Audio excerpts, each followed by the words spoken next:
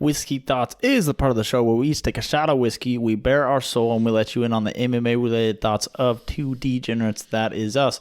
Whiskey of the week this week, we're finishing off the Fighting Cock, and then I have a little bit of Legacy mixed with the Fighting Cock in mind. We video our whiskey thoughts each week and post them on our Instagram at the Simply MMA podcast and on our YouTube channel as well. If you want, video yourself taking a shot and giving your own whiskey thought, DM it to us, and we will definitely share it.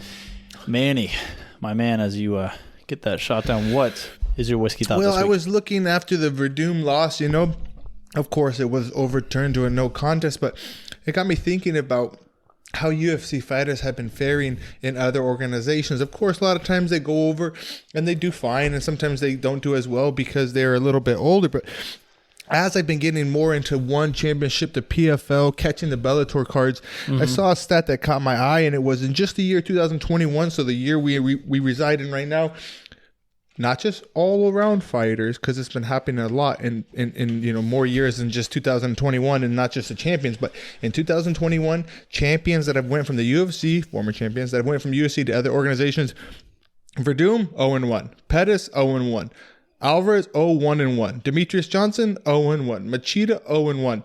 So my whiskey thought is, we've kind of talked about it a little bit in the podcast before, but I was always such a UFC guy, always UFC, but I was a fool. As I've gotten more into Bellator and we cut the PFL, there's some good stuff out there, and not all the best fighters are in the UFC, and I'm starting to see that more and more now, and it's evident with all the times that UFC fighters go over there, the odds are heavily in their favor because of the name, and then they just get put away from guys I've never heard of. So now that's made me want to watch more and more of these other organizations, and my whiskey thought is just, man, there's a lot of good fighters in a lot of different organizations, not just the UFC. Yeah, I agree with you. Mine is actually somewhat similar. I've been watching the PFL, as you mentioned. I like the PFL. It's not too bad. I kind of like their point system, the whole tournament idea, the idea of a season. But mine is in regards to betting. If you're a betting man or woman, and you like to bet on favorites, maybe heavy favorites like I do. I like to bet on heavy favorites, put them all in a parlay.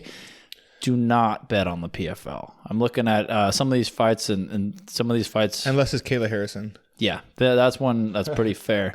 But most of these I lost money on. And I'll give you some examples. You had Muhammad Usman. He closed with a minus 605 favorite in some lines. And then he loses. You have Ante Delija, minus 500. Fabricio Verdum, minus 235. And that's all on one card. Yeah, those are one card.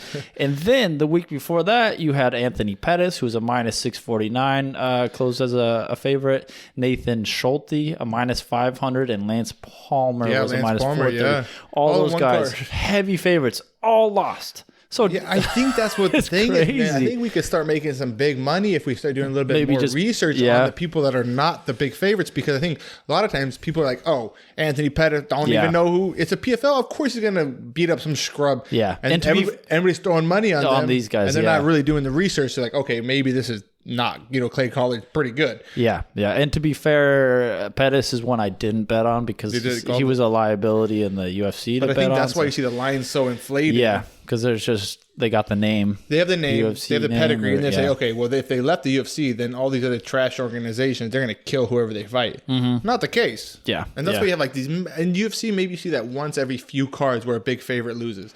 But 3 or 4 in a night, you never see that. And the level of these favorites, those are big, huge favorites. Yeah, minus the Fabricio one, the minus 430, minus 5, that's huge. So, maybe do or don't bet on the PFL, but it sounds like the people doing the betting lines for PFL are maybe a little bit off with things there. So, yeah, that's my whiskey thought.